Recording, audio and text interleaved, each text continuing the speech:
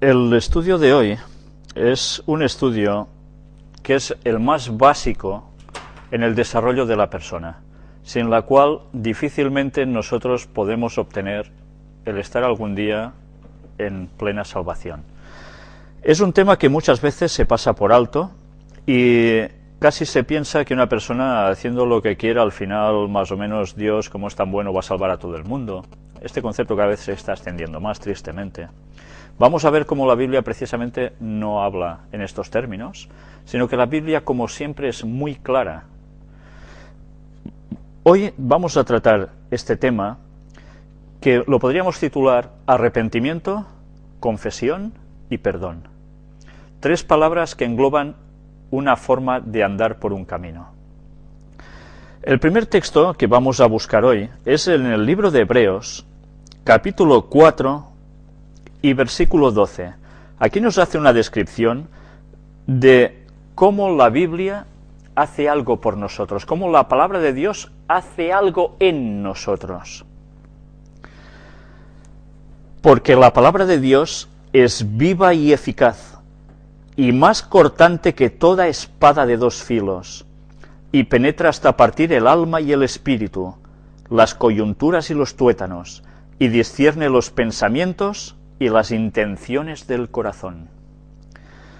Si nos damos cuenta, aquí se está haciendo una analogía, una comparación, entre la palabra de Dios, la Biblia, y una espada que corta por dos filos, por los dos lados. Cuando una espada está hecha así, entra profundamente, haciendo una gran incisión encima, en el cuerpo de la persona afectada, o ante cualquier objeto que pueda entrar muy adentro. Cuando se hace esto, como comparación, vemos cómo enseguida la Biblia coge una vez más el significado de las cosas y lo aplica. Primero nos hace una ilustración y luego nos lo aplica espiritualmente. Esto Jesús era el gran maestro en todo ello, ¿no? Con las parábolas. Pues, si nos damos cuenta en esta parte, en este versículo, nos dice que penetra hasta partir el alma y el espíritu, en lo más profundo de nuestro ser. ¿Y qué hace? Las coyunturas y los tuétanos. Nos está haciendo una descripción a nivel físico, a nivel espiritual, combinando las dos cosas, para querernos decir que va hasta lo más hondo de nosotros. ¿Qué es lo más hondo que tenemos? Las coyunturas, la junta entre los huesos, los tuétanos, lo que hay dentro de los huesos. Profundizas a tope. ¿Y qué termina haciendo? Discierne los pensamientos y las intenciones del corazón. Esto, dicho así, es muy fácil. Pero cuando cogemos el significado de esto, es que lo que está haciendo es desnudándonos totalmente. Nos hace ver cómo realmente somos.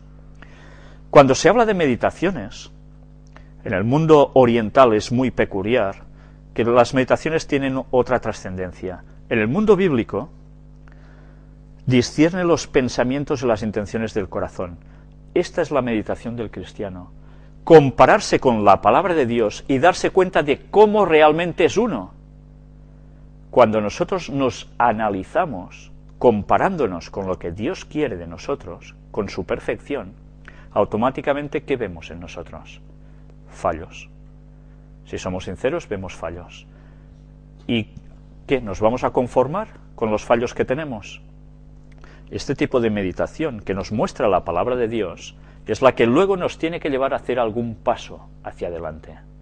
Vamos a ir viendo todo esto con más detenimiento. Vayamos al libro de los Hechos de los Apóstoles, capítulo 11,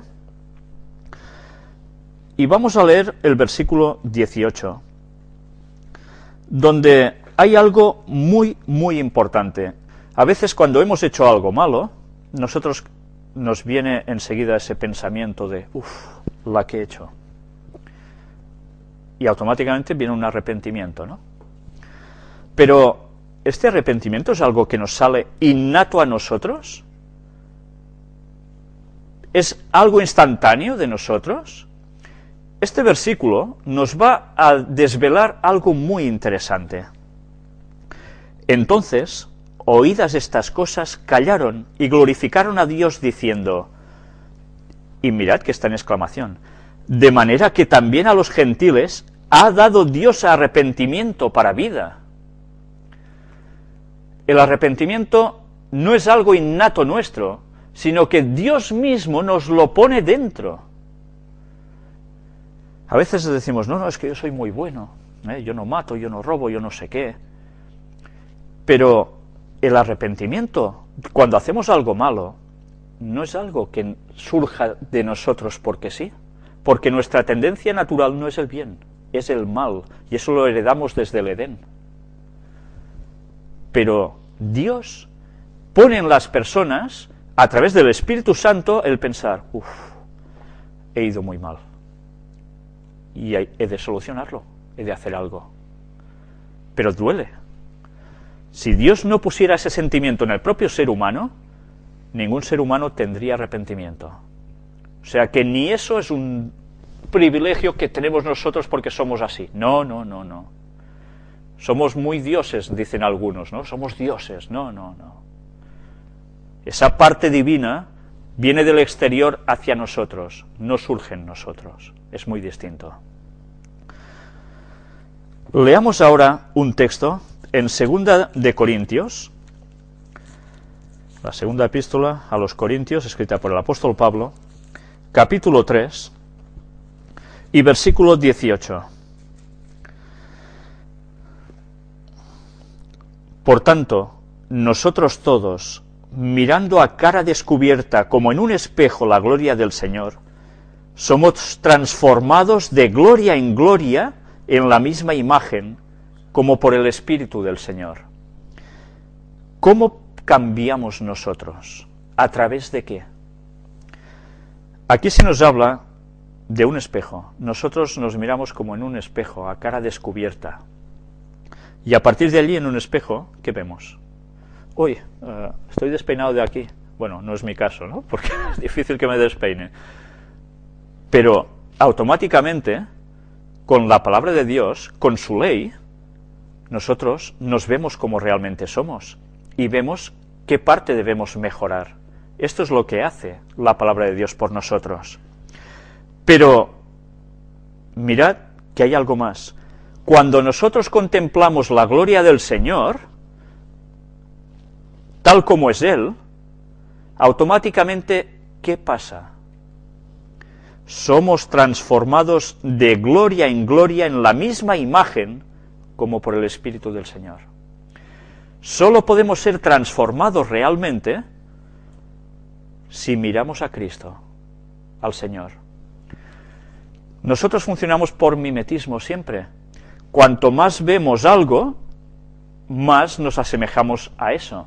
Por eso es tan importante qué escuchamos, qué música, qué vemos, qué películas, qué escenas vemos andando por la calle. Porque cuanto más nosotros nos recreemos en algo, más nos haremos semejantes a eso. Si todo el mundo, su verdadero ídolo, no fueran gente del fútbol, o tertulianos, o cualquier tontería, y fuera Cristo su centro vital, qué distinto sería el mundo. Porque nosotros nos conformaríamos al carácter de Cristo. Queremos arreglar el mundo muchas veces con partidos políticos, con sindicatos, con... No, el mundo no se arregla así. El mundo solo se arregla poniéndonos en consonancia con Dios. Leamos ahora el ejemplo práctico de cuando una persona ha hecho su vida, más o menos, y llega un momento en que le sucede algo que lo hace recapacitar. Y a partir de allí emprende un camino distinto, un regreso a Dios. Leamos una parábola de Jesús, que es quizás, no sé si la más conocida, pero al menos una de las más conocidas, que se encuentra en el libro, en el Evangelio de Lucas, capítulo 15, y versículos del 11 al 32. Es conocida como la parábola del Hijo Pródigo. Esta parábola, hasta muchos no creyentes la conocen. Vamos a leerla primero con detenimiento y luego iremos viendo hasta qué punto este es el camino que nos marca Dios para volver a Él. Cuando leamos esto, no pensemos solo en las personas que, mira, antes eran creyentes, pasaron a llevar una vida disipada totalmente y luego regresan a Dios. Esto puede ser aplicado a esto. Pero pensemos también en las personas que jamás han conocido a Dios en verdad. En personas que nunca han tenido el conocimiento de Cristo. Y que llega un momento en que también hay algo que les da el entendimiento y van a la casa de Dios. Vamos a leer esta parábola y luego iremos entrando en detalles con ella. Jesús, hablando, también dijo, un hombre tenía 2 hijos, y el menor de ellos dijo a su padre, Padre, dame la parte de los bienes que me corresponde, y le repartió los bienes.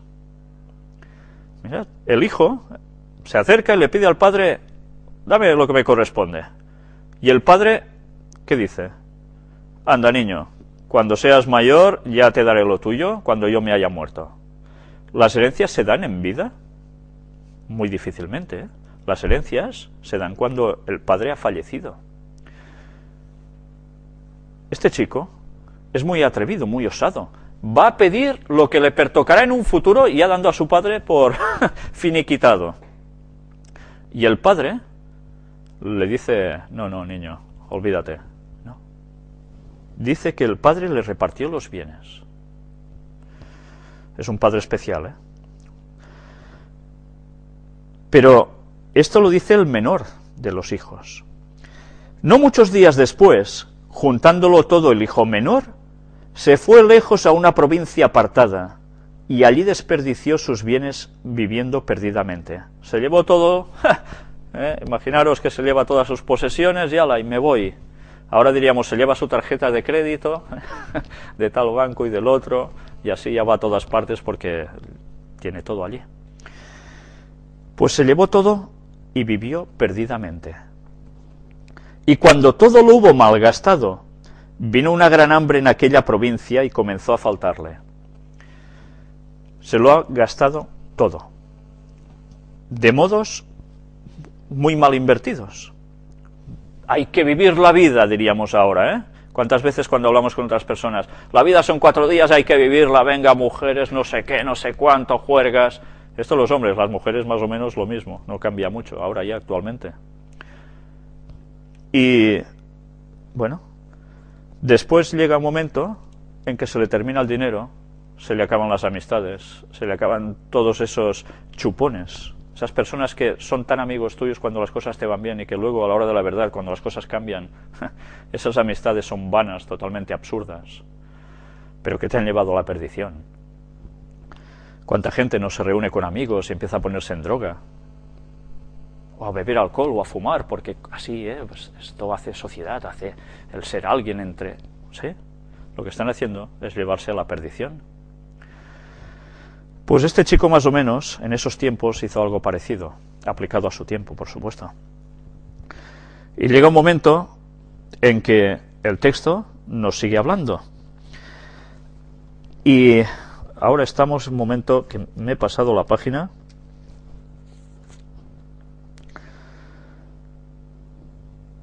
Y fue, y se arremó a uno de los ciudadanos de aquella tierra, el cual le envió a su hacienda para que apacentase cerdos. Qué mal debería estar este muchacho, para que, no tengo nada, ¿qué he de hacer? Uy, mira, a ver si ese señor me da trabajo cuidando de los cerdos. Estamos hablando de un señor que probablemente es judío, a ellos los cerdos poca gracia les hacían, pero que los cerdos eran comida habitual en muchas partes de su alrededor. Solo el pueblo judío no comía el cerdo, pero el resto, todos. Incluso ya sabemos que había judíos que tenían cerdos que ellos no consumían, pero luego eso les daba ganancia. El dinero, como siempre. Yo no tomo esto porque no es bueno, pero toma, se lo paso al otro y así saco un dinerillo. Traficantes y demás, ¿no? Pues este chico se acercó para cuidar de cerdos, algo que para ellos era una abominación total. Y vamos a ver cómo continuó la historia. Y deseaba llenar su vientre de las algarrobas que comían los cerdos, pero nadie le daba. ¿Hasta qué punto debería haber quedado sin dinero, nada de comida, y veía a los cerdos comer esas algarrobas y él, uy, sí la pillo, ¿no? Pero nadie le daba, y si él las cogía era como robar, le estaba quitando la comida a los cerdos. ¿Hasta qué punto llegó? Caótico, total. Y ahora viene la parte importante. Y volviendo en sí, dijo: ¿cuántos jornaleros en casa de mi padre tienen abundancia de pan, y yo aquí perezco de hambre? Volviendo en sí. Llega un momento en que la circunstancia lo lleva a pensar que se ha equivocado grandemente, a tal punto en que se da cuenta que en la casa de su padre, si allí hasta los trabajadores tenían todo, y yo aquí, ¿qué he hecho? Ha vuelto en sí. Dios ha dejado que este hombre, este muchacho, llegue a caer bastante bajo, hasta un cierto extremo. ¿Dios es malo porque permite que este chico llegue a estar así? Mirad cómo Dios necesita algo. No lo necesita Dios en verdad, lo necesita el ser humano. A veces Dios nos tiene que poner en una situación crítica para que volvamos en sí y recapacitemos y digamos: ¿qué estoy haciendo con mi vida? Si sé que no voy bien. Y entonces esa persona tiene que hacer un cambio. Y él dice, el chaval: me levantaré, iré a mi padre y le diré: Padre, he pecado contra el cielo y contra ti. Ya no soy digno de ser llamado tu hijo. Hazme como a uno de tus jornaleros. El chico estaba dispuesto a humillarse. Después de todo ese tiempo que había estado fuera, que no sabemos cuánto era, este muchacho piensa en ir a su padre y decirle: he pecado contra el cielo y contra ti, Padre, he pecado. ¿Y él qué esperaba del padre?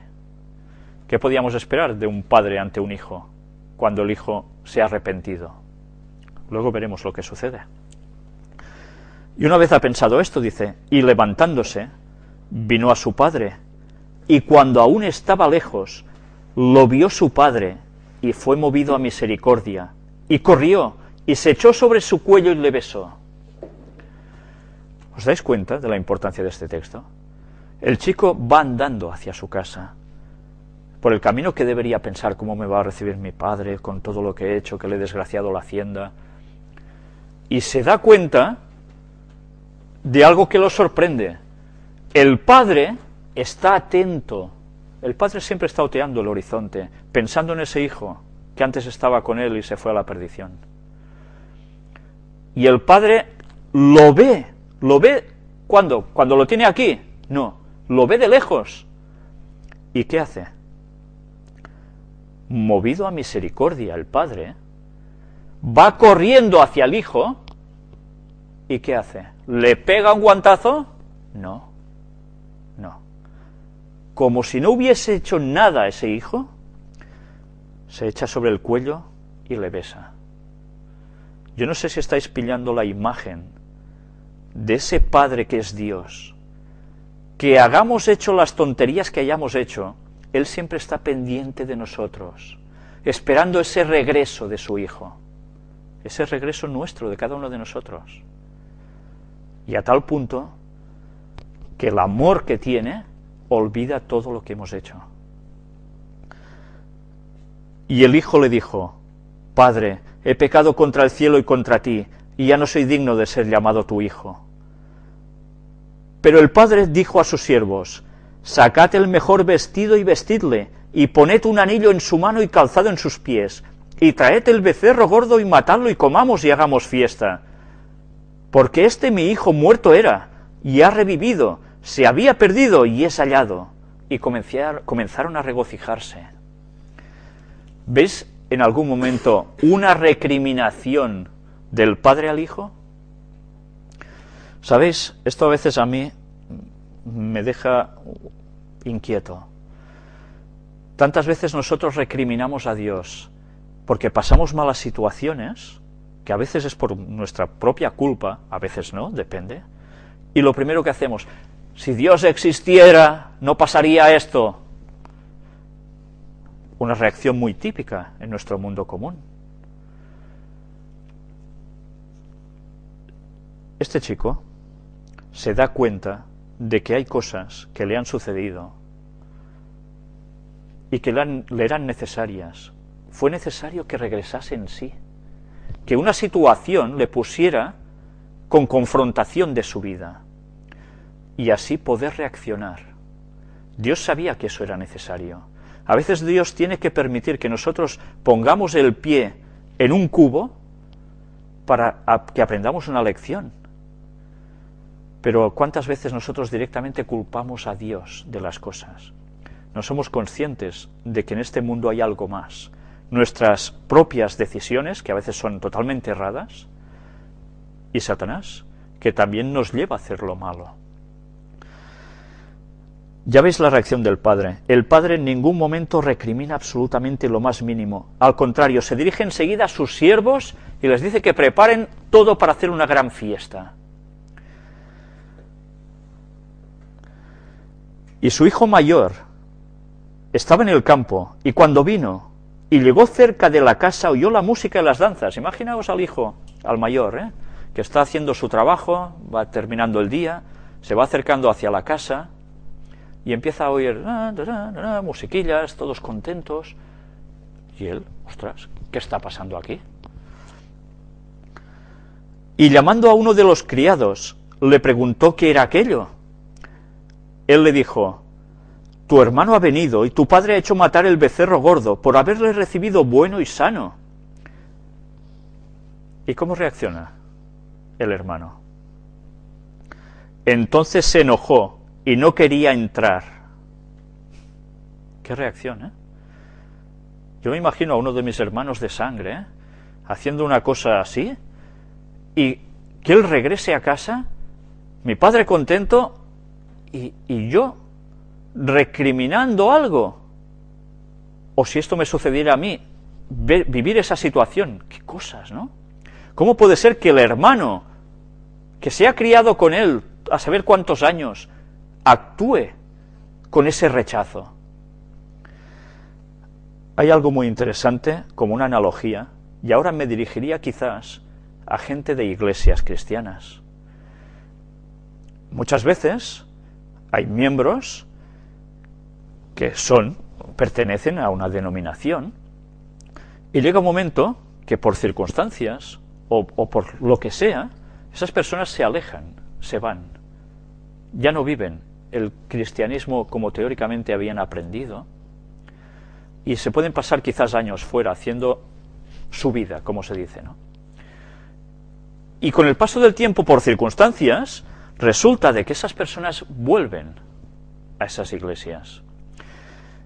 Y esto os lo digo porque yo lo he vivido, de ver personas que se habían alejado, luego regresar al cabo de años, y oír comentarios de teóricos hermanos decir, y ahora se ha pasado tantos años fuera, ahora vuelve, y ahora que nos querrá enseñar algo, y ahora querrá participar de lo nuestro, y ahora, ¿esto es cristianismo en verdad? Esta actitud es la misma del hermano mayor. ¿Cómo se puede ser tan ruin? Pues ojalá no caigamos en esto, porque lo que deberíamos hacer es alegrarnos por el regreso de nuestro hermano. Pero mirad cómo precisamente cuando él se enoja, pasa algo, sucede algo. Él no quiere entrar. Salió por tanto su padre y le rogaba que entrase. El padre le pedía, no, alégrate, festejemos juntos. Mas él respondiendo dijo al padre: he aquí, tantos años te sirvo, no habiéndote desobedecido jamás, y nunca me has dado ni un cabrito para gozarme con mis amigos. Una reprimenda, ¿no?, hacia el padre. Pero cuando vino este tu hijo, que ha consumido tus bienes con rameras, prostitutas, has hecho matar para él el becerro gordo. Ya estamos, la envidia. ¿Favoritismos? Ese es el favorito, y yo. ¿Escalones distintos? ¿Niveles distintos? La reacción del padre, vamos a verla. Él entonces le dijo: hijo, tú siempre estás conmigo, y todas mis cosas son tuyas. Mas era necesario hacer fiesta y regocijarnos, porque este tu hermano era muerto y ha revivido, se había perdido y es hallado. La historia termina aquí. No nos habla de la posterior reacción del hermano mayor. No sabemos si el hermano mayor reacciona a favor o sigue en sus 13. No lo sabemos. Pero vemos la actitud del padre, que lo único que busca es la concordia entre todos, la unidad, el amor, y alegrarse cuando una persona que estaba alejada de la salvación que Dios le daba, vuelve al redil. Jesús habló mucho de volver al redil, ¿verdad? De cómo esa oveja que se iba y que él lo hacía todo para irla a buscar, y eso daba alegría. Pues ya veis, esta parábola es una parábola en la que todo el mundo se puede sentir identificado, porque a veces quizás nosotros toda la vida hemos sido creyentes y hemos hecho siempre más o menos lo bueno, pero a veces nosotros hemos hecho muchas tonterías. Yo el primero, cualquiera de nosotros habrá hecho. Pero todos nos podemos aplicar esta parábola, porque todos hay momentos en que volvemos en sí, y entonces debemos reaccionar. ¿Cuántas veces no pecamos? ¿Cuántas veces no erramos? Debemos analizarnos y que Dios nos ilumine para entender de que estamos haciendo mal y cambiar totalmente. Ahora iremos viendo más sobre estos cambios. Hay una serie de pasos que nosotros debemos hacer para ir hacia Dios. Busquemos otro texto. En el libro de los Salmos, el más extenso de toda la Biblia, capítulo 139, y vamos a leer 2 versículos. Vamos a ver un primer paso que los textos bíblicos nos hablan para llegar a volver a Dios. Salmo 139, versículos 23 y 24. Examíname, oh Dios, y conoce mi corazón. Pruébame y conoce mis pensamientos, y ve si hay en mí camino de perversidad, y guíame en el camino eterno. Para mí es un texto precioso, la verdad. Está escrito tan poéticamente, pero es tan profundo. La persona tiene que ser consciente de que se tiene que poner en sintonía con Dios y permitirle a Dios que nos examine. Dios no necesita nuestro permiso para examinarnos, nos conoce de sobra, pero tiene que haber esa disposición nuestra para que Dios nos haga ese escáner y nos diga: mira, pam, de aquí fallas, de aquí fallas, de aquí fallas. Y nosotros, a partir de allí, es cuando hemos de empezar a hacer un cambio en nuestras vidas. Si el texto dice: pruébame y conoce mis pensamientos, yo no sé si vosotros, con la vida que estáis llevando, os lo digo a vosotros, pero también me lo digo a mí, si tuviera a Jesús delante, que tenía la capacidad de saber cómo éramos cada uno de los que estaba delante suyo en ese tiempo, ¿qué sacaría de nuestros pensamientos? ¿Nos sentiríamos limpios delante de Él? ¿O habría cosas que nos avergonzaríamos totalmente? Yo creo que difícilmente ninguno de nosotros puede decir: no, que me examine abajo, que yo estoy más limpio. Pues esto, el que escribió el Salmo, lo tenía muy claro. Él quería que Dios lo examinara.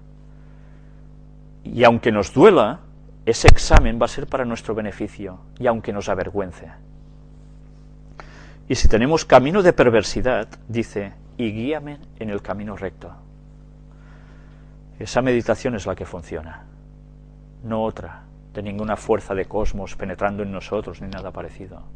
No, esta es la parte buena que Dios nos dice que hemos de seguir. Hay otro paso que también se encuentra en los Salmos, capítulo 51, y vamos a leer del 1 al 13. Es un salmo escrito por el rey David, cuando precisamente hizo un pecado gravísimo, hizo asesinar a un soldado muy fiel que él tenía, que le tenía una gran lealtad al rey David, y lo hizo asesinar porque antes ya había cogido a la esposa de este señor, de este soldado. Y luego, además, para quedarse totalmente limpio, lo hace asesinar, se la lleva y finalmente ya se queda con ella. Y así, bueno, parece que no ha pasado nada. Dios, evidentemente, lo sabe todo. Y utiliza un profeta llamado Natán, que no va directamente al rey David y le dice, has hecho esto, lo otro y lo otro, y te vas a fulminar. No, no le dice nada de esto. Le habla con una sutileza impresionante, de la cual nosotros deberíamos aprender cuando hemos de decir algo a los demás. Le habla a través como de una parábola, y llega a un punto en que, bueno, esa parábola la podéis encontrar en los textos, es preciosa, ver el modo en que el profeta le está iluminando para que se dé cuenta de la situación. Él había quedado tan encegado por el pecado que ni reaccionaba, ni pensaba ni si eso estaba bien, ni si estaba mal ya. Y el profeta Natán le prepara una trampa, en cierto modo. Le habla de alguien que tenía una ovejita, un pobre, que era una ovejita que la quería tanto, la tenía como si fuera su hija. Imaginaros esa relación que a veces hay entre una persona y un animal, ¿no? Tan intensa. Pues esta ovejita para él era todo. Y hay al lado, cerca, un ricachón. Esos señores que tienen todo el ganado que quieren en esa época, vale. Y resulta que a ese señor, que tiene tanto, se le ocurre hacer algo, montar una fiesta. Y no se conforma con algo de su ganado, sino que va, le quita la ovejita que tanto amaba a ese señor, y se acaba la ovejita. Cuando el rey David oye esto, esta historia que el profeta le cuenta, el rey David se enoja muchísimo y da una sentencia sobre el que ha hecho eso, indignado a tope. Y el profeta Natán le dice, tú eres ese hombre. David, ¿qué hace? David no reacciona fulminando, cortándole el cuello al profeta, que lo podía haber hecho, porque el valor que tuvo el profeta a ir ante un rey que podía hacer lo que quería con sus súbditos prácticamente, se la jugaba. Fue valiente y fue allí, con la palabra de Dios para esa persona. Y no le pegó una reprimenda castigándolo al rey verbalmente, no, no. Trabajó para que su mente se diese cuenta de lo que había hecho, para volverlo a encauzar hacia Dios. ¿Y el rey David cómo reacciona? Rompe su corazón. Se da cuenta, se percata de la gran fatalidad que él ha hecho. ¿Y cómo reacciona el rey David? ¿Lo sabéis? El rey David, después de esto, escribe un salmo. Es un salmo precioso, un salmo en el cual todos nos podemos sentir identificados, porque aunque no hayamos hecho ese gran disparate doble que él hizo, quizás sí, a saber, cada uno sabe su vida, pero todos hacemos disparates. Vamos a ver qué escribe precisamente el profeta, que es el rey David, que también profetizó.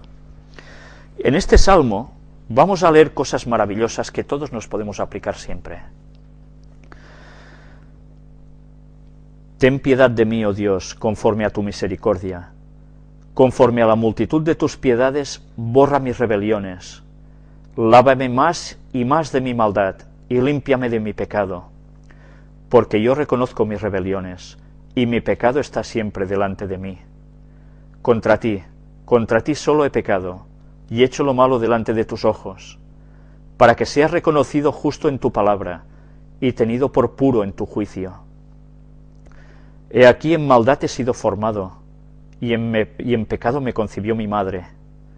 He aquí tú amas la verdad en lo íntimo, y en lo secreto me has hecho comprender sabiduría. Purifícame con hisopo y seré limpio, lávame y seré más blanco que la nieve. Hazme oír gozo y alegría, y se recrearán los huesos que has abatido. Esconde tu rostro de mis pecados y borra todas mis maldades. Crea en mí, oh Dios, un corazón limpio y renueva un espíritu recto dentro de mí. No me eches de delante de ti, y no quites de mí tu Santo Espíritu. Vuélveme el gozo de tu salvación, y espíritu noble me sustente. Entonces enseñaré a los transgresores tus caminos, y los pecadores se convertirán a ti. Yo no sé si lo veis realmente precioso. Este hombre se humilló ante Dios. Se dio cuenta de la magnitud de lo que había hecho. Y yo me lo imagino escribiendo esto con unas lágrimas tremendas. Ya sabéis que David era un hombre muy temperamental. Cuando él escribió esto estaba totalmente roto. Pero él, ¿qué hizo? ¿Se suicidó? No. El rey David no se suicidó por eso. El rey David pidió perdón a Dios. ¿Y quedó así? ¿Solo pidiendo perdón y ya está? No. El rey David hizo un cambio en su vida. Y de eso debemos aprender todos. Porque si personas que han llegado a tal extremo de maldad son capaces de cambiar, ¿cómo no lo podemos llegar a hacer el resto de la población que quizás no hemos llegado a ese punto que nos parece tan extremo? Pero Dios nos puede guiar a todos. Hay otro paso en el Salmo capítulo 32 y versículo 5, que es muy importante. Mi pecado te declaré, y no encubrí mi iniquidad. Dije, confesaré mis transgresiones a Jehová, y tú perdonaste la maldad de mi pecado. Mi pecado te declaré, y yo no lo encubrí. ¿Está hablando de mis pecados en plural? No, está hablando en singular. Lo cual quiere decir que nosotros debemos pedir perdón por los pecados que somos conscientes que hemos cometido, sea el que sea individualmente. ¿Cuántas veces se hacen oraciones de esas de Señor, perdona mis pecados y ya está? Claro, hay pecados que son conscientes, otros casi inconscientes. Pero Dios sabe que cuando hay alguno que nosotros hemos notado de verdad que hemos puesto la pata, ese pecado nos tiene que doler. Y ese pecado, específicamente, debemos pedirle a Dios que nos lo perdone. Esto, si nos estamos dando cuenta, no requiere una oración de pim, pam y ya está, sino que requiere un acto de reflexivo por nuestra parte. Y esto nos tiene que hacer llegar a Dios, con tiempo. En el mundo de las prisas de hoy, necesitamos el tiempo para estar en comunión con Dios. Quizás nuestro tiempo lo malgastamos viendo teles, viendo tonterías, y el tiempo para la devoción de Dios, nada. Qué triste. En las fiestas de Navidad, ya sabéis, mañana Navidad, ¿cuánto tiempo se va a emplear en estar sentado en una mesa desde la mañana hasta la noche, comiendo casi sin parar, hablando de mil y una tonterías, en el día que teóricamente se celebra el nacimiento de Jesús, que ya sabéis que no es el 25 de diciembre cuando nació, probablemente fue el 11 de septiembre. Y en cambio, ¿cuánto tiempo estas personas van a dedicar a reflexionar, a pensar en ese hecho que dicen que recuerdan del nacimiento de Jesús, a analizar sus vidas y a cambiar? ¿Cuántas discusiones tontas no se generan a veces, y discusiones fuertes a veces entre familias, en una mesa de Navidad? Pues bien, debemos reflexionar mucho, porque la palabra de Dios con nosotros es muy clara. El libro que viene después de Salmos, Proverbios, escrito por el rey Salomón, el hijo precisamente del rey David, nos da otro paso más que debemos seguir. Proverbios capítulo 28 y versículo 13. El que encubre sus pecados no prosperará, mas el que los confiesa y se aparta alcanzará misericordia. Está muy bien que nosotros confesemos nuestros pecados a Dios. Ya vimos en un estudio anterior que el pedir el perdón de los pecados no debe ser a un sacerdote, ni a una virgen, ni a un santo. Debe ser a Dios, porque Dios es el ofendido por nuestros pecados, porque Él hizo la ley y nos creó. Y Él es el que nos va a dar el perdón. No tiene que ser nadie humano como nosotros que debe hacerlo cuando es algo que es nuestra relación íntima con Dios. El perdón a los hermanos o a la gente de nuestro alrededor debemos hacerlo si en algo hemos afectado a los otros. Pero cuando hay algo que a veces es para nosotros, es a Dios que le hemos de pedir ese perdón. Pero si os habéis fijado, en este texto nos decía que no solo debemos pedir perdón. ¿Qué nos dice el texto? Mas el que los confiesa y se aparta, alcanzará misericordia. Por tanto, después de la confesión del pecado, debe haber un rechazo a ese pecado y apartarse de él. No ir, mira, pues ahora vuelvo a hacerlo, y vuelvo a hacerlo, y vuelvo a hacerlo. ¿Sabéis? Pecar una vez sobre algo puede ser duro en un principio. La conciencia, ¿eh? Pero la segunda vez va a ser más fácil. Y la tercera mucho más que la segunda. Porque la conciencia la vamos pisando. Y llegamos a ver como algo normal cosas que en verdad son pecado. Y que nos están afectando nuestros procesos mentales para llegar a ser de verdad cristianos y estar en comunión con Dios. Y a veces no lo valoramos lo suficiente. Hemos de pedir perdón, pero nos hemos de apartar de ese pecado. Si no, ¿qué queremos? ¿Tomarle el pelo a Dios? Otro texto, Primera de Juan, es la primera epístola de Juan, no el Evangelio de Juan, casi al final de nuestras Biblias, capítulo 1 y versículo 9. Si confesamos nuestros pecados, Él es fiel y justo para perdonar nuestros pecados y limpiarnos de toda maldad. Podemos pedirle a Dios el perdón de los pecados. ¿Y Dios qué hace? No te perdono. ¿Hace esto Dios? Dios es fiel y justo y puede limpiarnos de toda maldad. Dios no nos rechaza. Si nosotros somos sinceros, Dios no rechaza nunca al pecador. Y además nos limpia de toda maldad. ¿Cuál es el concepto de limpiarnos de toda maldad? Pues quiere decir que esas ganas de seguir cometiendo ese pecado tienen que desaparecer. Y Él lo va a generar también en nosotros ese rechazo. Pero además nos va a limpiar de ese pecado como si no lo hubiésemos hecho. Porque Él es el especialista en gomas de borrar. Porque es el especialista en borrar del libro, en ese registro que los ángeles hacen de nuestras vidas, de nuestras palabras, de nuestros pensamientos. Es el que puede borrar los errores que hemos cometido, o esos pecados. Y Dios lo hace muy a gusto esto, porque Él está deseando que nos pongamos en consonancia con Él. Pero para que seamos perdonados, no depende de Dios, depende de nosotros. Hay otro texto en la segunda epístola a los Corintios, capítulo 5 y versículo 17. Es un texto precioso. De modo que si alguno está en Cristo, nueva criatura es. Las cosas viejas pasaron. He aquí, todas son hechas nuevas. Todo lo antiguo nuestro, Dios lo pasa ya por alto. Eso ya es historia. A partir de ahora, empiezas de cero, nueva criatura.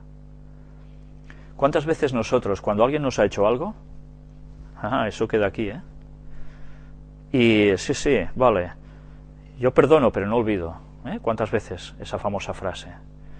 Claro que ciertamente el recuerdo puede quedar, pero no deberíamos tener en cuenta para nada eso.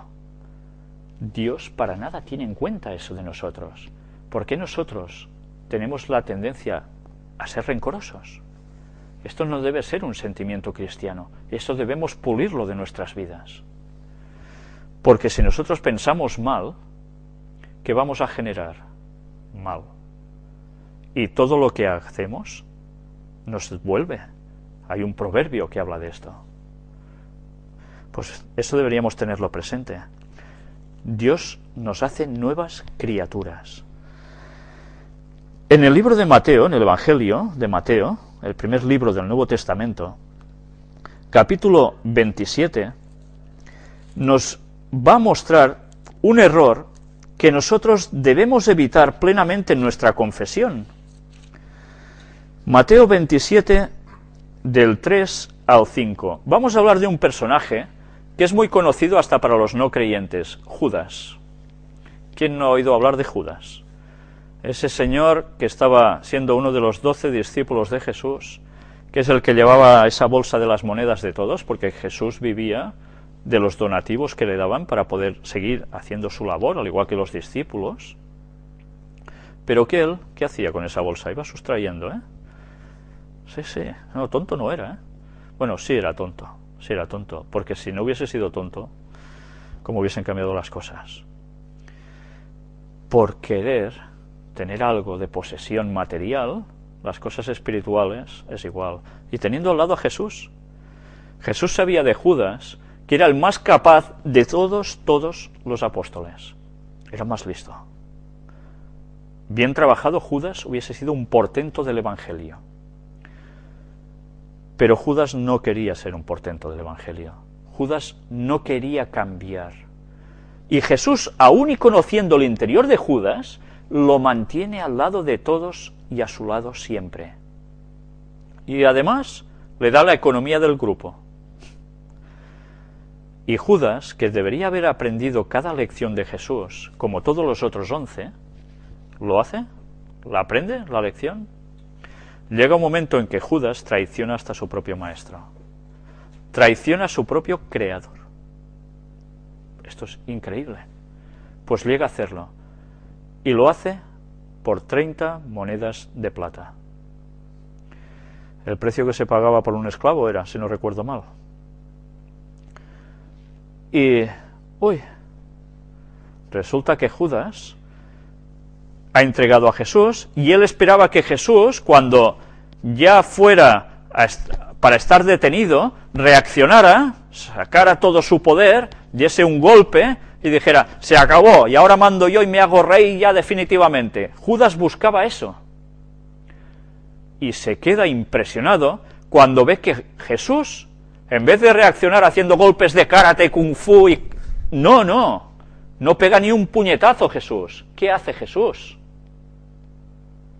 No hace nada para evitar que lo cojan. La escritura debía cumplirse. Y Judas, cuando ve que Jesús no reacciona, sino que además va, y cuando Pedro corta la oreja del que los iba a prender, uno de ellos, Malcolm se llamaba, Jesús coge la oreja, le dice a Pedro que guarde su espada, y se la vuelve a colocar a su enemigo. Un milagro impresionante. Y curiosamente, Jesús hace un milagro a sus enemigos, y sus enemigos ¿cómo reaccionan? ¿Lo adoran como Dios y lo siguen? No. Van tan encegados por el diablo que aún lo cogen y lo llevan donde lo debían que llevar. ¿Y dónde era eso? A juzgarlo, ilegalmente por la noche cuando no tocaba, maltratarlo y llevarlo a la condenación.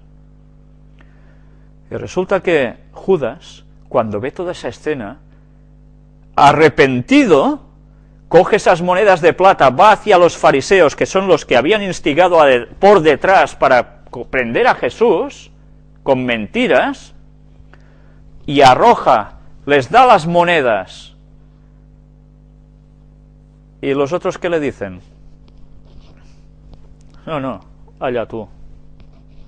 Tú ya has hecho tu parte, ahora ya nosotros, ¿qué nos importa? Él arroja las monedas allí.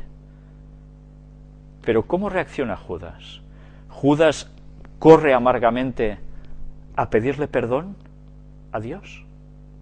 ¿Judas va a cambiar su vida? ¿O cómo reacciona Judas? Creo que todos sabéis cómo termina Judas, ¿no?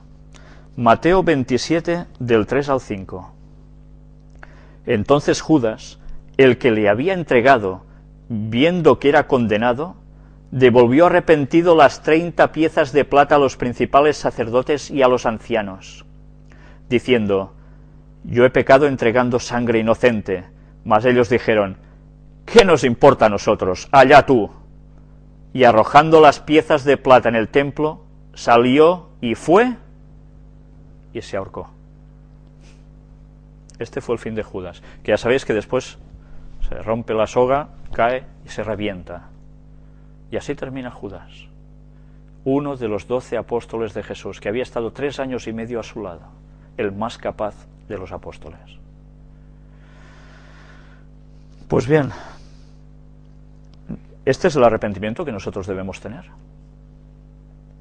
Este es el arrepentimiento de la desesperación total, de que Dios no nos va a perdonar porque la hemos hecho tan grande. Vamos a ver ahora otro caso, también de un discípulo de Jesús. Lo conocéis, se llamaba Pedro, el que dicen que fue el iniciador de la Iglesia cristiana católica y romana. Mentira, mentira. Pero Pedro era verdaderamente uno de los discípulos de Jesús. ¿Y qué hace Pedro también? Vamos a leer el texto en el libro de Lucas, capítulo 22. ¿Sabéis? Cuando he visto películas sobre la vida de Jesús, nunca ha habido una escena clara en este aspecto, pero es una escena que cuando la lees es maravillosa. Vamos a leer todos estos versículos del 52 al 62 para coger la situación en la que sucede todo y ver además la reacción de este hombre.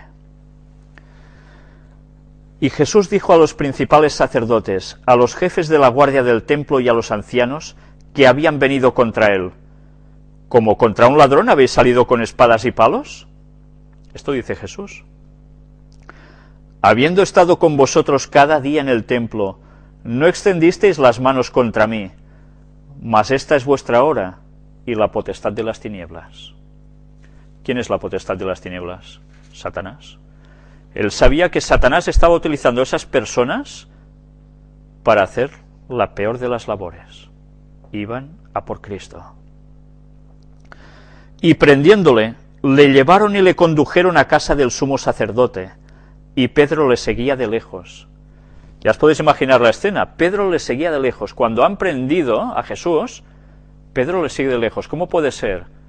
Pues porque, ¿qué hicieron los apóstoles, los discípulos de Jesús, en esos momentos que lo detenían? Aprovechando que era oscuro, ¿qué hacen? ¿Se quedan con él? No, no. Se esconden, huyen.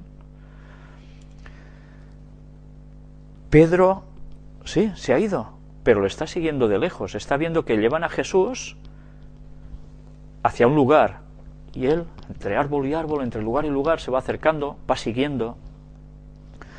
Y habiendo ellos encendido fuego en medio del patio, se sentaron alrededor, y Pedro se sentó también entre ellos. Toma, Pedro ya se ha colado por allí, ¿eh?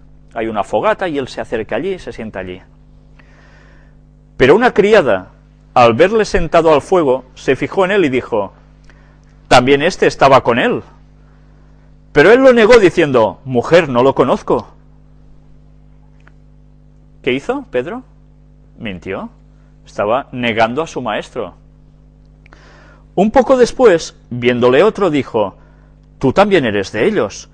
Y Pedro dijo: hombre, no lo soy. 2 mentiras ya, ¿eh? 2 negaciones.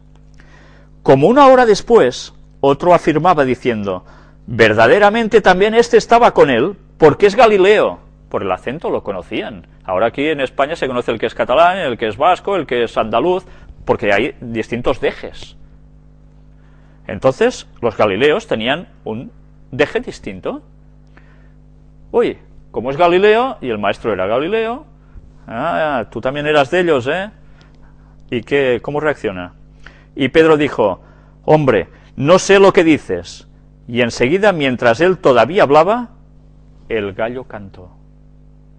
Imagínate el gallo, ¿eh? ¿Qué pasa cuando sucede esto? Entonces, vuelto el Señor, Jesús miró a Pedro, y Pedro se acordó de la palabra del Señor que le había dicho, antes que el gallo cante, me negarás 3 veces. Y patam, a la tercera canta el gallo. Curiosamente, cuando leemos esto, a veces no nos damos cuenta y podemos pensar, mira, claro, Jesús está allí, lo tiene por allí delante y está esperando que cante el gallo para decirle, ¿tú qué? ¿Era así la situación? No. A Jesús lo tenían cogido, lo estaban juzgando, lo estaban abofeteando, maltratando totalmente. ¿Y sabéis qué estaba haciendo Jesús? Jesús hacía, ¡ay, que me haces daño! ¡Ay, no sé qué! ¿Hacía esto Jesús? No. Jesús no se estaba preocupando por él. Jesús, cuando oye el gallo que canta, se gira para mirar a Pedro y se despreocupa totalmente de todo lo que le estaba pasando a él. Y al mirar a Pedro, ¿qué pasa con Pedro? ¿Por qué mira a Pedro entonces? Para recordarle, te lo había dicho. Tiempo atrás, unos instantes atrás de todo esto, yo, Señor, no te negaré nunca. Yo hacer esto, con lo arrojado que era Pedro, ¿eh? Pues por bocazas.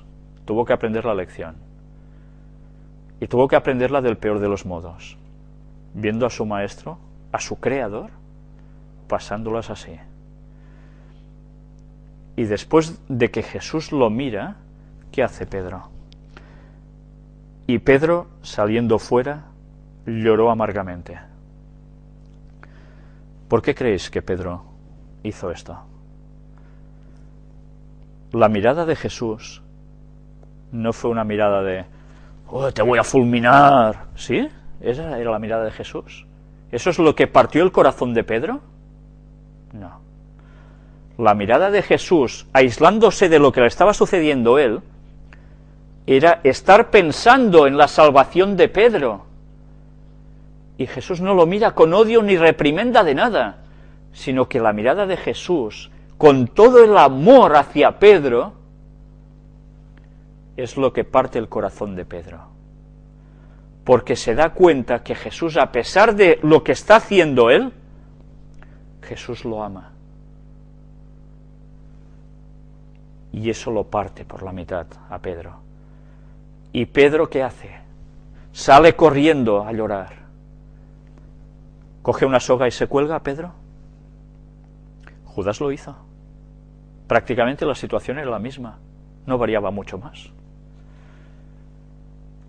Pedro está partido de corazón porque sabe lo que ha hecho. Pero Pedro ha aprendido la lección. ¿Y Pedro qué pasa a ser después? Pasa a ser uno de los puntales de entre los 12 discípulos. Solo hay uno que lo supera grandemente, quizás, por la magnitud de todo lo que hizo, y fue el que se añadió después a los 12 discípulos, que fue el apóstol Pablo. Pero Pedro fue un puntal. Si Pedro se hubiese suicidado pensando, Dios no me va a perdonar, ¿hubiese obtenido la salvación? No. Pedro podrá ser salvo porque aceptó su error, aceptó que había pecado y buscó el perdón aún habiendo negado a su maestro. ¿Cuántas veces nosotros no negamos a Jesús? ¿Cuántas veces nosotros podemos hablar a otras personas de Dios y nos callamos, quizás por miedo al ridículo? Uy, claro, como estamos en una sociedad tan atea, que todo el mundo hace su vida y si oye que tú crees, eres un bicho raro. O cualquier situación de nuestra vida que estamos haciendo mal y sabemos que lo hacemos mal y seguimos. ¿Estamos negando a Jesús? Porque Él vino a morir por nosotros para que pudiésemos ser salvos. Y todas las bofetadas que le dieron, las veces que le pusieron la corona de espinas sobre la frente, clavándolo después en la cruz, después de haber pasado latigazos continuamente. Y nosotros, después de que nuestro Creador hace eso por nosotros, seguimos pecando. ¿Sabéis? Ellen White escribió que ojalá nosotros recordásemos cada día, dedicándole un buen rato de nuestro día, 1 hora aproximadamente, a recordar las escenas de cuando Cristo fue prendido y todo el proceso hasta ser crucificado y morir por nosotros. Si nosotros meditásemos en esas escenas, ¿cuántas tonterías dejaríamos de hacer? ¿Cuántas? Pero no, la vida que llevamos es ver tele hasta el final, hasta que no podemos más, luego despertarnos tarde, como corriendo enseguida para ir al trabajo. ¿Dónde está nuestro crecimiento en Dios? ¿Cómo queremos cambiar y querer que la gente vaya a Cristo si nosotros mismos no hacemos cambios en nuestra vida? Pero aprendamos de Pedro. Pedro se arrepintió y cambió. A veces el perdón puede llevar, o el arrepentimiento que podamos sentir, nos puede llevar incluso hasta el ayuno. El ayuno es una forma de contrición, de estar mal, donde tú sabes que hay algo que te está haciendo sentir mal. ¿Qué nos pasa normalmente cuando tenemos un grave problema? Nos ponemos a comer como si fuésemos cerdos, literalmente. No, ¿qué suele pasar cuando una persona está en una mala situación? ¿No se le quita el hambre? Antes habíamos leído un escrito en un texto que hablaba de problemas hasta en los huesos, porque nuestra condición mental afecta a nuestra salud. Si nosotros somos conscientes de esto, de estos pesares, a veces haremos ayuno para quedar limpios ante Dios, porque no estaremos recargando nuestro organismo, haciendo digestiones, con lo cual, ya sabéis, la digestión cómo se hace, baja la sangre, sobre todo de la cabeza, para hacer la digestión. Por tanto, ya sabéis que cuando, después de las comidas, si suelen ser abundantes, ¿qué viene? Uy, esa soñolencia, esos golpes de cabeza, ¿eh? Cuando hay más accidentes laborales, ¿no? Precisamente después de comer, se va a trabajar, ¡pumba! Y ya estás. Pues el ayuno lo que nos permite es tener la mente más despejada. No hace falta hacer ayuno de 80 días, pues tampoco llegaríamos a tanto, ni mucho menos. Pero a veces un ayuno nos ayuda a limpiar nuestro organismo, nos reactiva energéticamente y además nos da claridad mental. Pero el ayuno no debe ser algo que nosotros hagamos para ganar el favor de Dios. ¿Vamos a comprar a Dios así? No. Eso lo debemos hacer cuando creamos oportuno, porque hay un momento de aflicción o porque queremos estar más claramente unidos a Dios. Y eso debemos tenerlo presente. El ayuno nunca es un método para ganarse el favor divino. ¿Qué hacían los fariseos antiguamente? ¿Lo recordáis? Yo ayuno y oro. Y decían eso como, para que todo el mundo dijera, uy, qué santo. No, no. Nuestro ayuno debería ser algo bastante silencioso y que no diciéndole a la gente, mira, yo hago ayuno porque así yo con Dios, No, no. Hay cosas que debemos llevar en nosotros con Dios. Y a veces el ayuno puede ser colectivo. Hay situaciones como en el Antiguo Testamento se reflejan de que se convocaba un día de ayuno y oración ante un grave problema, porque Dios tenía que actuar, pero quería que su pueblo estuviera en consonancia con Él para que Él pudiese hacer algo. Y así debemos hacer nosotros. Dejar que Dios actúe, pero debemos ponernos en consonancia con Él. Esto no quiere decir que obligatoriamente cada semana hemos de hacer un día de ayuno, porque si no, no, eso puede ser más o menos bueno, pero siempre son opciones. Lo importante es que nosotros no intentemos ganar el favor de Dios con nuestros actos, porque eso es una salvación por obras. Nuestra salvación se hace por fe. Las obras son una consecuencia de lo que creemos, porque el Espíritu Santo está en nosotros y vamos a guardar la ley de Dios y a hacer el bien, porque es lógico, tiene que salir de nosotros porque Dios nos lo pone. Pero Dios, vamos a ver que nos insta a algo. Dios nos insta al arrepentimiento. Y hay un libro, que es el de Santiago, también hacia el final de nuestras Biblias, capítulo 4 y versículo 14, que nos dice: cuando no sabéis lo que será mañana, ¿por qué? ¿Qué es vuestra vida?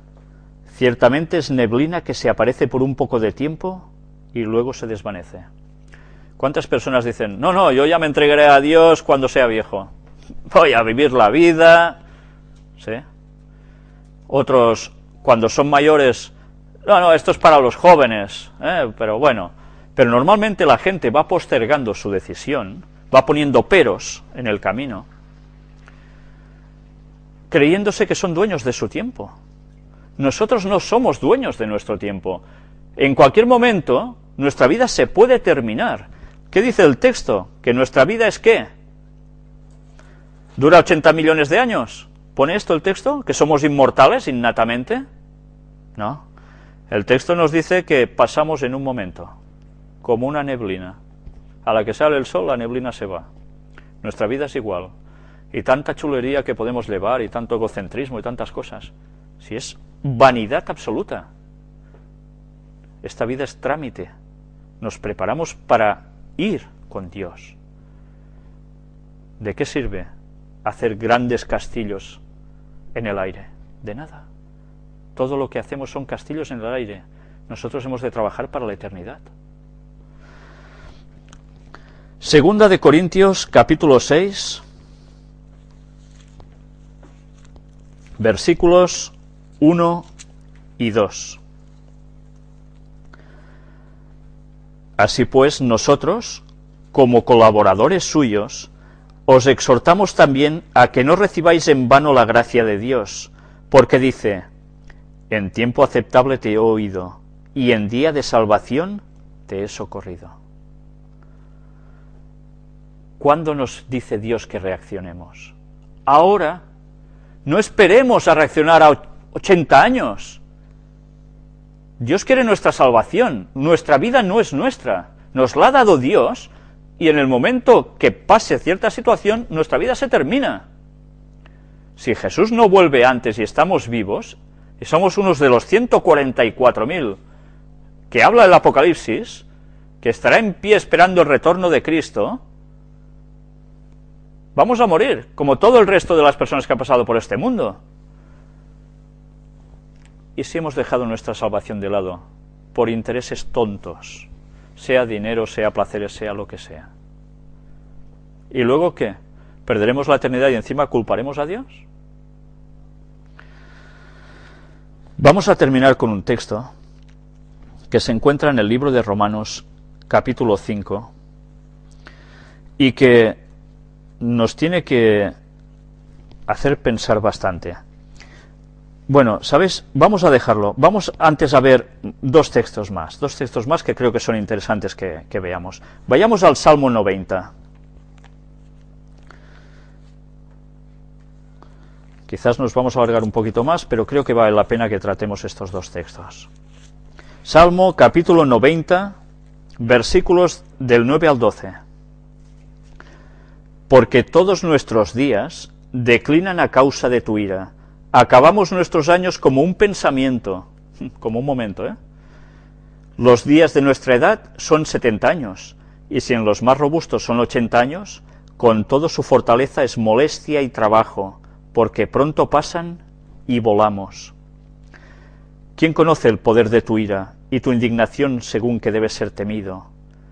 Enséñanos de tal modo a contar nuestros días, que traigamos al corazón sabiduría. Vivir 70, 80 años suele ser lo máximo, algunos pasan un poco más, pero tampoco con holgura. ¿Y después qué? ¿Nuestra vida es solo esto? ¿No es absurdo acaso esto? Y otros no llegan ni a esto. Otros se han muerto de mucho antes. ¿Y qué? ¿Y después qué? La eternidad es lo que nos importa en verdad. Y nosotros vamos valorando nuestra vida por lo de ahora. Qué pena. Leamos ahora en el libro de los Hechos de los Apóstoles, capítulo 17,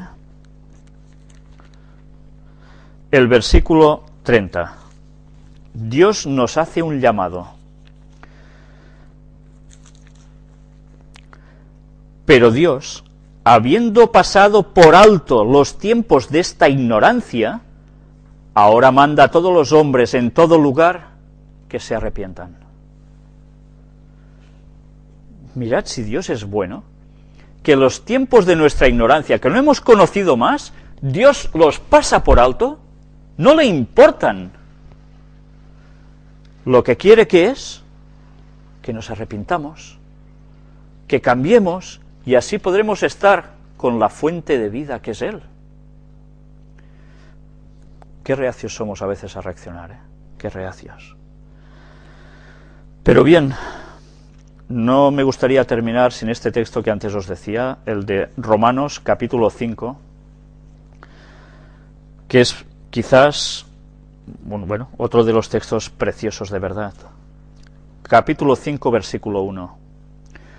Justificados pues por la fe, tenemos paz para con Dios por medio de nuestro Señor Jesucristo. La paz que tanto el mundo busca. Paz de conflictos, paz familiar, paz personal. La paz solo la podemos conseguir a través de Dios, por medio de nuestro Señor Jesucristo. Y todo esto justificados por fe. Él ha muerto por nosotros, Él ha pagado la culpa por nosotros. Solo pide de nosotros que le pidamos perdón y que cambiemos, que queramos esa transformación de la personalidad. Nada más. Pero tantas veces nos gusta ser como somos. Si nos viéramos con los ojos de Dios. Madre mía. Pues bien, no esperemos a que el perdón de Dios pase de nuestras vidas. Ahora tenemos la oportunidad, ahora es el momento.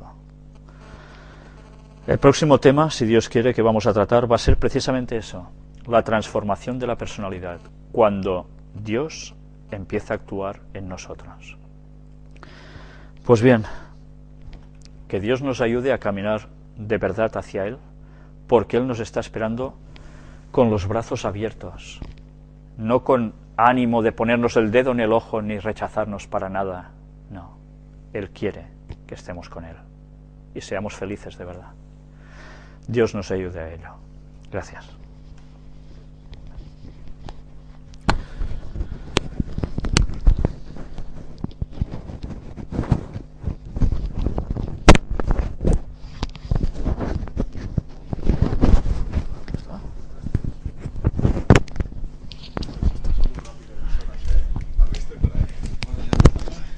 No, le voy a poner una dormir.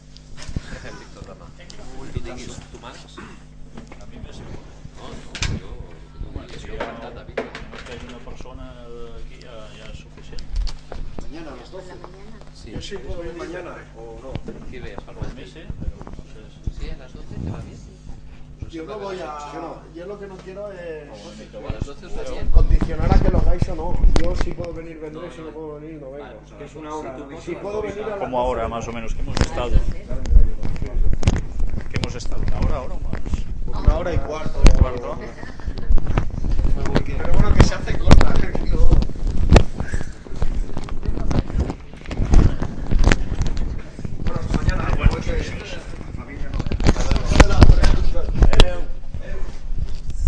Víctor, us ho deixo tot, això, eh? Vale, I a les vale. del trípode i de la càmera. Vale, merci. Doncs vinga. Víctor. Ai, el mòbil. No, ho deixarem igual. Bueno, alguna cosa que trobaré, perquè no Per demà fer No sé si l'estudi. ha trucat algú més o què. crec que siguem... Ho fem aquí mateix. Una llamada perdida que no he Si sentit. puc venir demà ja ho... Víctor, qui m'ha dit això? No sé si és de... Què he dit això? Tu vols dir això? La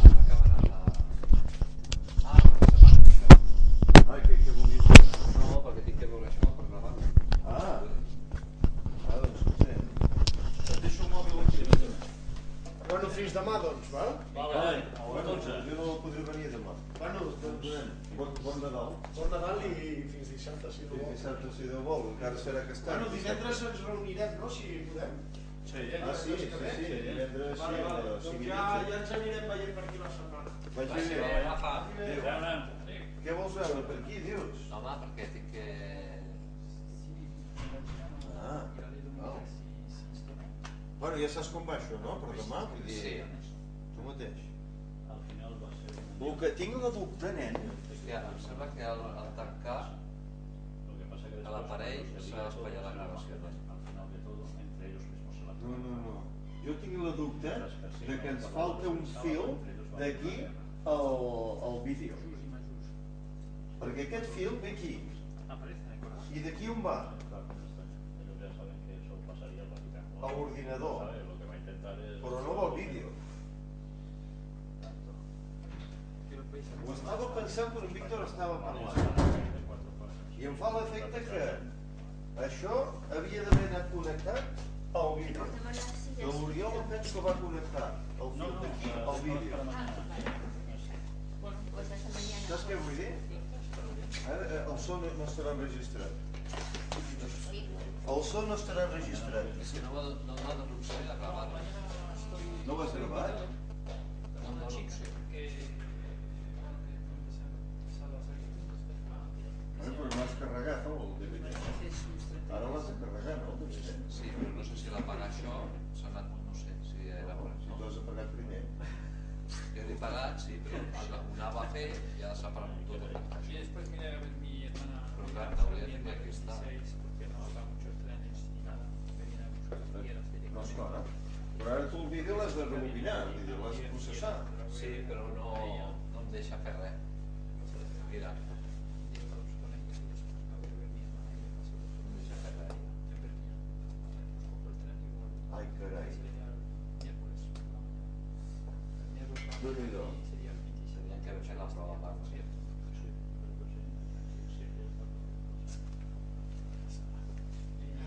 Ens hem equivocat aquí amb això, Ens hem equivocat amb això. No s'ha acabat. no fotis, No s'ha gravat. no s'ha gravat. No s'ha gravat. No s'ha gravat. I a sobre una altra cosa. Ens falta un fil. La primera sí, s'ha gravat. Sí, la primera sí. Nos vemos la semana próxima. Ens falta un fil.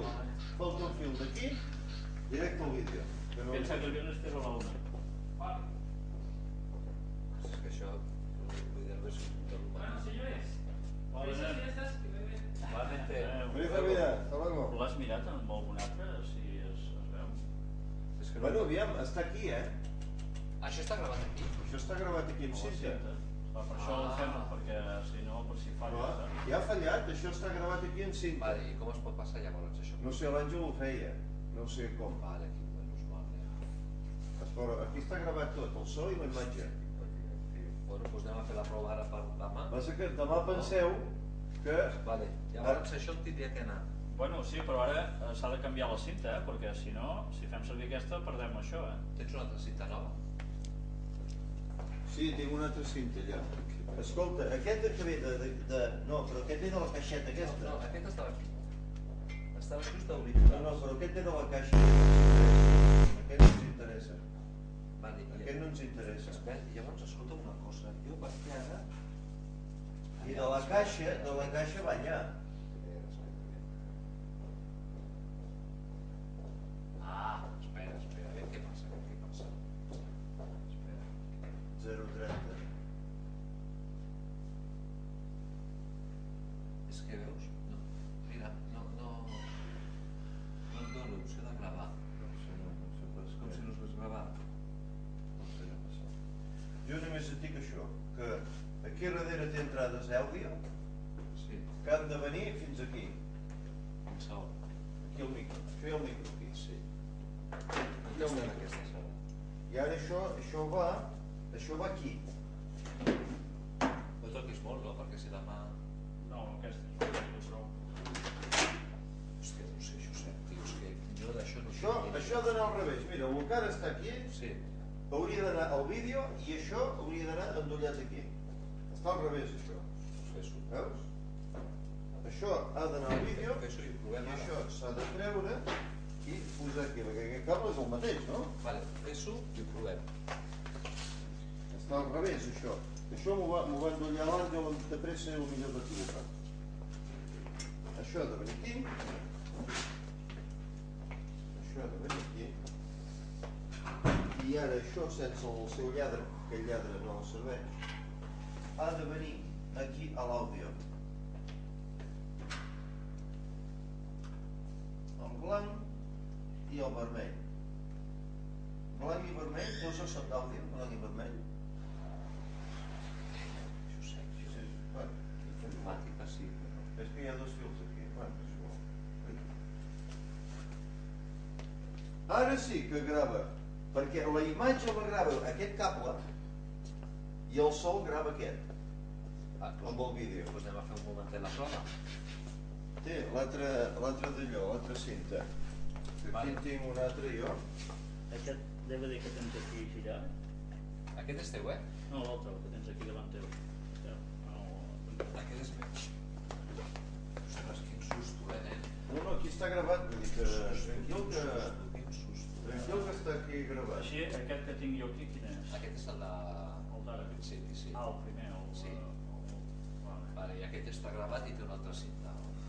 Sí, no, això... Però ja... Això estava aquí dintre. No, el que teòricament tenia de quedar gravat, on està? Això està aquí.